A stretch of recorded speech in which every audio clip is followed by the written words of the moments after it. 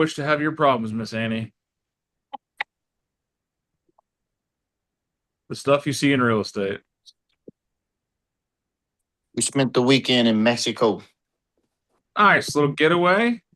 Yeah, that was nice. Needed to. Well deserved. It was Trey's wife's birthday. Happy birthday, Trey's wife. We don't even know her name. Miss Shay. Miss Shay. Yeah. Happy birthday, Miss Shay. It's Shay Day. Happy belated birthday. I completely cleaned my office, filled two bins of shredded paper to clear out a lot of stuff, and kind of decluttered to reset. That's my plan today. I gotta do that. It's horrible. I'm gonna have a van full of garbage. That can be from top to bottom to haul off. So Go grab the trailer. I don't think I need the trailer. Okay. I don't think it'll fill it up. So Obviously, it's mostly full. That's why. So yeah. Don't come dump it. dump it. Other win celebration. Something you're proud of. Had a I came to spend some time with my parents. I'm in Lake Tahoe There you go. Fabulous in Tahoe. today. So I was able to keep my escrow intact over the weekend. So hopefully we get some resolution today or tomorrow. Way to win. Keep it together. I love it. All right, Trey, what was yours? yeah, I had a closing in Mexico and have another closing today. That you do. Good job. Sweet. All right, how many deals in escrow this weekend? I got 3. So Eric's got 3 in escrow this weekend. Any other takers? I think mine went in on Thursday. Didn't No. count. Friday on. All right, well, we got 3. Far stretch from Well, no. does it count if I did one for Emily? No. I found a house for her buyer while she was out of town. But it counts for Keep- everyone, but not us. Okay. All right, Michelle had one going escrow. There you go. That's 4. Very good. Very good. I didn't get an escrow, but I got a new client. Yeah, you did. We're going to show a first-time home buyer some homes today. Show our Palmetto Dunes listing, and we should be going live by the end of the week on Sabino Springs. Nice. Lovely stuff. All right. Win celebrations and proud moments are over. Let me ask you guys, of all the things that you do in your day, what do you think is the most dollar productive leveraged thing you do? Lead gen. Follow up. Follow up. Okay. Lead gen. Lead gen, follow up. All right. Research. Research. All right. Vacations. No. That's dollar productive. That is productive. It's not productive at all. It's the opposite. Actually, and speaking of vacation, guys, I will be gone Thursday and Friday. I will likely be on Friday morning. Unlikely be on Thursday because we're taking the younger boys to Vegas and driving Thursday morning. So I think I'll be in the middle of nowhere about 8 o'clock on Thursday morning. You sound about right. I'll do what I can. Would it surprise you to find out one of the most dollar productive, maybe I can say this is most dollar productive, heavily saturated environments is negotiation. Tell me more. If you're not negotiating, what happens to your deals? Fall apart. No, you never had them in the first They place. don't ever have. Yeah, you never have them. Oh, yeah. Where is negotiation at in our business? Everywhere. whole time. Thank you, Mara, for being on this call for the last 7 years, and she's probably heard this speech before. Negotiations are everywhere. So I figured the next 3 days, let's focus on negotiations, right? We did AI, creating yourself an admin, an assistant, some leverage. Some people are using it. We talked about calendaring and scheduling and time blocking and really becoming focused with your energy. And some people are really excelling in that. Now let's lead into the way we conduct ourselves around one of the most important things that we do. NAR, AAR, RRRs do a report and a study every year, and they look at what buyers and sellers want out of their real estate professionals. What do you think the number one thing is? Negotiate. Work. A good deal. Huh? They want to find them a good deal. Yeah, they want them to find them a good deal. What does that mean? Make them money or save them money. Negotiate. Find me a deal. Find me an opportunity. Negotiate. Well, we're going to learn how negotiation plays everything we do, right? You're already doing it every day. You just don't call it negotiations. This week in today's session is definitely about mindset around negotiation and how you can change how you look at negotiation so that the fear around it changes. By a show of hands, the beautiful thing is when I have the shared screen on like that, you guys can't see each other. Who has a fear around some negotiations? A reluctancy, maybe a friction point. Mhm. Good. I'm glad you aligned yourselves this morning. Great way to start the week. We all do. Every single one of us has a fear of some element of negotiation. Now, if we're already negotiating and we have a fear around negotiating, can we change the way we look at it? Some agents, and actually pretty much anybody you talk about this, is that negotiation is high stakes. Would you agree with that statement?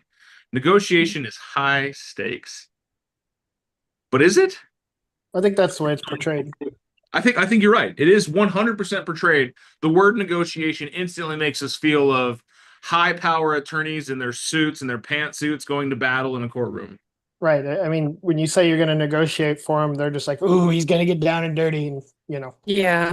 I mean, so But is that the reality? The wins and losses of it all? Is it have to be win-lose? No. No. Can we negotiate win-win? Yes. The reality here is every conversation you have with a specific outcome in mind is a negotiation. You do dozens of them before noon. You've negotiated with yourself to get on this call or to finish your eyebrows. I'm glad Kevin got up earlier and did his eyebrows. Right? You negotiate when the listing appointment is. You negotiate how much commission you're getting. You negotiate the offer timeline. You negotiate the closing date. Hell, you negotiate what shoes you're going to wear today. Because there's a trade-off, right? If I wear these, then that. If I wear these, then that. You negotiate if we're going to pants or shorts.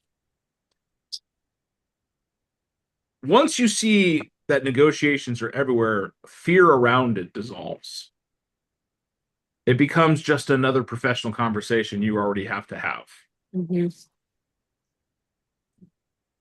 I love negotiation because I know at the other end of negotiation, what am I going to get? An outcome. A win, an outcome. And it's usually something that's going to give me what I want. So let's reframe from conflict to problem solving. Have you ever heard me say that we get paid in direct correlation to the problems that we solve? Yes. Maybe Yeah. once or twice or 56,000 times. We are 100% compensated in scale to the problems that we solve for people. If they have a problem and we have a solution, transactions happen. If they have a problem and we have a problem, conflicts happen. So we can't have a problem with negotiations. It's not you versus them. It's both of you against the problem. You may have even heard me talking about co-agent relationships that way. It's not you versus the other agent. It's you and the other agent versus the problem of buying or selling a property. One of the biggest things you can do for negotiation is find a way to make the other side your side. Position yourself alongside of them. Now, one of the things we used to do in the car business, I'll tell you guys this, I'll come off screen share, is instead of pulling up in front of you and presenting numbers in front of you, our managers and trainers would tell us to come around side of them and sit next to them and describe things and explain things. Why do you think that was? Less adversarial, you're on their side, literally, physically. Yeah, physically, I'm on your side, which then starts to create the mental environment of I'm not against you, right? Being head to head. I'm next to you. We're walking toe to toe, stride to stride, step to step, heel to heel. Because when you work with somebody, are they more difficult or easier? And something happened across the street here at Choice Greens. I got 3 unmarked cars that pulled over one truck. They didn't navigate and negotiate that one. We'll see what happens. Oh, and there's a biker cop pulling up now. I don't know what happened, but they pissed off somebody. It helps diffuse a lot of things, like with the SASE agent. There was a lot of, in the beginning, kind of a lot of talking down and everything like that. And when it kind of reset the conversation of, hey, we're trying to get to the same spot for both of our clients. Yeah. Let's work together. What can we do to make this work? And that kind of got him off the edge of where he was kind of going, which wasn't effective anyhow. So when agents are so used to being combative, do they start collaborative? No. No. So sometimes you need to remind them, like Mikey's showing you in this moment. I know exactly what he's talking about. The agent had this huge ego, this big bravado. It was definitely, I'm going to step on your throat so that my client wins at all costs. And he came up against Mikey, which is not how you talk to Mikey. It's one of those situations where it was like, hey, I appreciate that. Thank you so much for, your thoughts on it all. But that's not how we're going to play this. We're going to work together to get this deal done. So do me a favor. I left a little box outside of your house. Go take your ego and put it in like rocks. When we start to identify collaborative relationships, right? It is both of us, you and me, or we, against whatever friction of the outcome is. I am not trying to win an argument, right? I am not trying to beat the other side. I am working to solve whatever problem my client has, which is I want to buy a house or I want to sell a house. And part of solving that problem is that I need to collaborate with the other side and make a plan. I need to understand where they're coming from. I need to understand where we're going and how it all plays together. That's one mental shift that will really help you change the way you posture and tone your negotiations. When we frame it like a conflict, you feel the need to convince them, right? Do people like to be convinced? Eric does. Eric's stubborn, redheaded mule, right? Not against their own will. Yeah.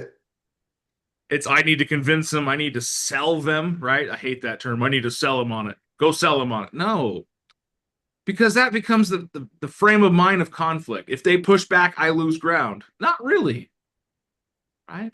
It feels very adversarial and downright exhausting.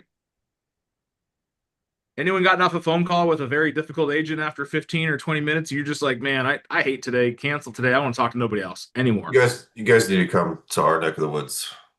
That's an everyday thing. I'm in your neck of the woods, Eric. Kind of. I'm the one they call after they get off the phone yelling at you. Probably. Hashtag broker life, right? Especially when you're in an environment where people that see negotiation as conflict, every counteroffer feels like an attack. A personal attack. Guys, they didn't reject you. What did they reject? Your Your offer. position. Your position, right? Change it. Now we reframe it to problem solving. We both want the deal to work. My job is to understand their position, their needs, and find the path forward. If I know what they want, or I know what they need in a relationship or a transaction or a deal or a counter or a timeline or a monies, anything, is it easier for me to help position my deal to match their needs? Pushback isn't a fight. It's not confrontation. It's not an attack. It's information. We've talked about objections being when your job starts. If you're not getting objections, you're not asking the right questions. Objections is your ability to find more information so that you have a better view of the picture. And you get more information without conflict. Absolutely. It helps you understand what matters most. Is it always dollars and cents? Everyone shake your head no. Maybe it's time. Maybe it's ease. Maybe it's certainty. There are all kinds of things that are people's motivating factors. If it was always dollars and cents, then companies like Open Door wouldn't exist. Because then everyone just wants to go with the highest price. And how do you get the highest price? On the open market. So the reframe isn't just motivational, guys, it's tactical. Reframe the way you think at things so that when you approach negotiations, you do so more collaboratively, you listen more, you learn more, and dang it, you're going to close more. And do you believe the other side can feel you when you walk in, or you approach negotiation more like I'm finding a win-win situation? It's almost like that's the very first part of our entire belief system. Win-win or what? Lose. No deal. Win-win or no deal. So, where are you already negotiating? Simple. Listing appointment. Every presentation is a negotiation for the right to present. You have to negotiate the price, the commission, the strategy, the trust, everything. And sometimes that's nonverbal. So be careful how you're approaching things. Often it's not what you say, it's how you said it that matters. So take the time to learn it, right? You're also negotiating small things, like someone's asking, can we see the house an hour earlier? Right? It may not seem like a negotiation, but what you're doing is you're training clients and other agents how you operate. There's a bold law around that. It's we teach people how to treat us. Right? Well, we have a showing today, and the agent said, well, the one thing is the tenant asked me to be present. Is that going to be okay? I said, absolutely. I said, I have sellers all the time that want us to be present during listings. And I'll just have that conversation with my clients, not to, speak too much about it. So Homeboy, it sets the tone that you're easy and flexible to work with. Yeah. Easy and flexible, right? If I make doing business with me easier, do people want to do business with me more? Oh yeah. Right? There's a company out there that has a little red button. Do you guys want to talk about? Staples. Oh, so you know the brand. What is the button? What's the button for? The easy button. Oh, wow. It's almost like it's an entire national marketing campaign around easy. It's easy to do business with us, right? Zillow prepared themselves as real estate agents early in 2020, 22, that time frame. They started putting billboards up. Their billboards were the easy way to sell your home. People want easy. That's why escalators exist. Find the easy way to do business. And it's usually not being an egotistical jerk. Leave your ego at the door. There's a small box on the porch. Put it in there and kick it. It's just not in the good spirit of things. Not in the good spirit of things. I don't want it to hold up the process, though, okay? If only you guys got all these jokes. These are fantastic. These are fantastic. All right. So I got you, Dan. really, really pro move here. And we've talked about this. I'm sure a lot of these fundamentals are coming out, and you've heard me say it a dozen times. Don't be tied to the outcome. Show of hands if you heard me say that. Exactly, right? What does it mean? Don't be tied to the outcome. You have to be flexible. Be flexible, right? Don't be so rigid. It has to go exactly as you planned, right? For those of you off camera, I want you to raise your own hand privately in your own vehicle, your house, your makeup studios. Are you a control freak if it doesn't go to plan, that you don't like it, you want it to go exactly as you prescribed? Fabby, sorry to call you out by name. I am not. There are times where if it's not going exactly as you want, you can't think. You're like, plan A failed. What do I do? Well, it's because you're so tied to the outcome of plan A. Your brain freezes. Brain freezes, right? I know Mikey struggles from the analysis paralysis, because if plan A fails, he's got to rethink plan B and plan C and plan D. And then he calls me and I said, you know what? Let's go with plan orange. It wasn't even on the plan scope, but we're going to do it anyways. And you know what? Somehow he makes it work because he pulls it all together and makes it happen. Don't be so tied to the outcome, because things can be felt. Like your rigidity can be felt. Your unreasonable nature, because it has to go exactly to plan, can be felt. It's all about your emotional regulation. It's not a soft skill in negotiations, it's leverage. If somebody is yelling and screaming and jumping around and chimping out about a transaction, can you be like, just chill, it is what it is, let them have their meltdown, and then when you're done, you can be like, hey, are you done being a child? Let's have a conversation. Those of you with children, can you rationalize with someone throwing a tantrum? No. Nope. No. Have we come across some adults in our lifetime that are still throwing tantrums? Yep. I've had them when you can't show the house that they want to see right then and there. When they call you from the driveway of a house that needs a 2-hour heads up. Oh, I'm sorry, we didn't see the notes and we're here now. Okay, great. Call the co-listing agent. He's got access to the property and we'll schedule a showing. Oh, we can't go in there now? No. Well, we'll see if we want to come back. Okay. Have a nice day, Greg. That's the one thing. It's like, don't be so offended when it doesn't go perfectly. Detachment doesn't mean indifference. It just means that you have a bigger plan. You're going towards the goal, not to the step. Right? Who cares if you crack an egg and you get some shell in the batter? Get a fork, get the shell out. You don't have to throw the whole cake away because something didn't go to plan. And so many people do, your buyers and your sellers included. They throw the whole thing out because it didn't go perfectly. So part of this is teaching your clients detachment as well. The goal is to sell the house. It's not to be everything perfect, right?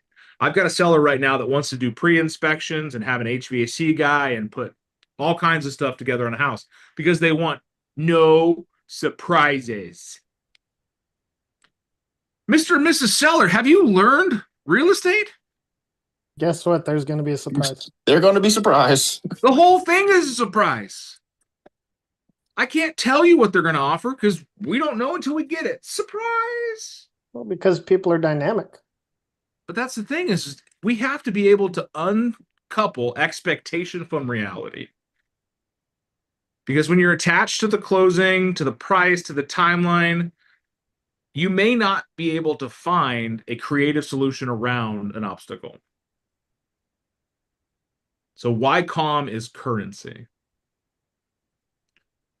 If everyone takes a minute for me today and just imagines a building on fire, you're all at lunch and the building's on fire, the fire alarm goes off, there's a blow up explosion in the kitchen, and everyone's running around crazy. This number has called me 5 times. Guys, I'm on a call. Leave me alone. And they're all running around crazy. And there's one person standing at the middle of the room says, all right, guys, follow me. I know the way out. Or you got the dude with his pants on fire running around screaming, we're all going to die. Who are you going to follow? Guy with the pants on fire. Exactly. Eric knows the guy with his pants on fire. So.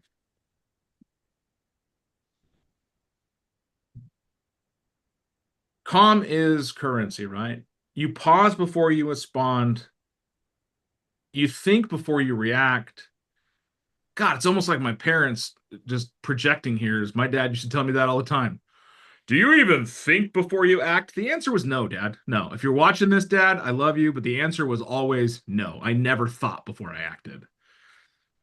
And that was a problem. That created probably more issues than it needed to in life. You're able to match energies. You're able to read things. You don't fall victim to the pressure of the environment. You're able to control a little bit more of your anxiety.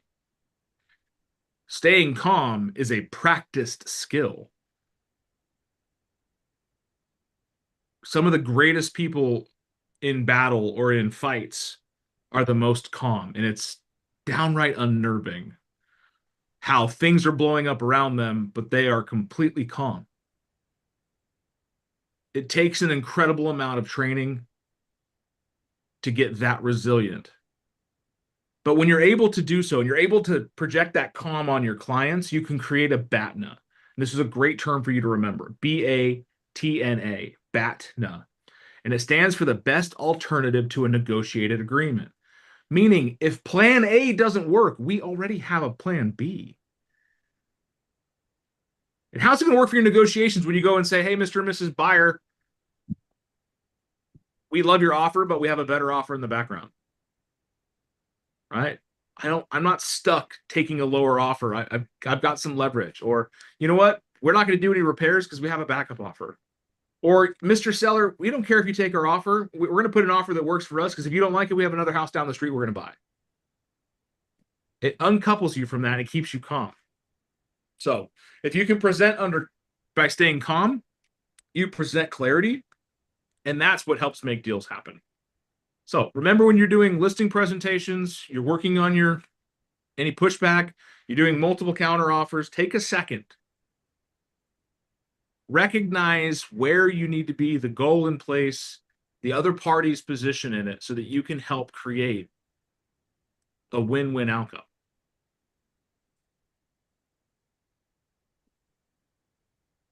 When you can present that frame of mind of I'm coming with solutions to solve problems versus I need to come into a street fight and win, you help those around you. The intimidation wanes. You're able to handle some of the listing feedback. You're able to handle that pushback because how you respond matters. Frenetic energy is never, ever good in this business. It means being frenzy. Frenetic is frenzy. I'm crazy. I'm going nuts. Everything is going off. Oftentimes, like we do. Advisors stay calm. We want to be real estate advisors. So here's your practice. We're not going to do it right now because we're running out of time. I want you guys to think about, where is one thing you've already negotiated today? And if you struggle with negotiation and you think that it becomes a fight or a conflict, okay, where can I reframe negotiation as problem solving? Because the mindset around negotiation is the most important thing. Recognize negotiations in every conversation, the big, the small, the immovable or not. Stop waiting for formal moments of negotiation. You guys don't need to suit up and sit down at a table across from each other. It can be a conversation, and you can always be putting your position in front of them, talking about your wins and their wins and finding those things out, because you can have a negotiation without ever making it formal. You're always solving problems. And practice staying calm today, especially when you feel that pressure inside of you build, or that stress or the weight on your shoulders build. Because your emotional steadiness is probably the most underrated negotiable, because you'll be able to hear what the other side doesn't want you to hear. Because oftentimes it's not what they say that matters, it's how they said it. So tomorrow we're going to go a little deeper into this. We're going to talk about building a walk-away power, your BATNA, and so on and so forth. Was today worth your time? Yes. Yep. Definitely. Yes. Reminder for Tucson that Dan's teaching tomorrow at 11 a.m. Yeah. So see you guys tomorrow morning. I am teaching tomorrow at 11 a.m. We're doing AI stuff. I don't know why Mara keeps pushing people like they want to come see me teach. They see me teach every morning. Yes, but we love you, Dan. All right, 11 o'clock tomorrow for the AI class, in person only. Actually, I don't know if we're doing a Zoom. I can't speak to that. If there's enough people wanting the Zoom, I may, but I'd love to see you in person because it's a lot better to do this stuff in person. Any questions, comments, thoughts? What was the big takeaway from today? Be Just chill, flexible. man. Calm yourself to better negotiate. Stay Right. calm. Grab those earlobes. Be comfortable. Just having a conversation. That's all. Right? I feel targeted. If you feel targeted on this call, my friends, it's intentional. No safe spaces in this call. We get uncomfortable because we grow in discomfort. Sound good? Sounds good. Let's continue on with this tomorrow. I'll see you guys tomorrow at 8 a.m. Same place, same channel, same link, different show.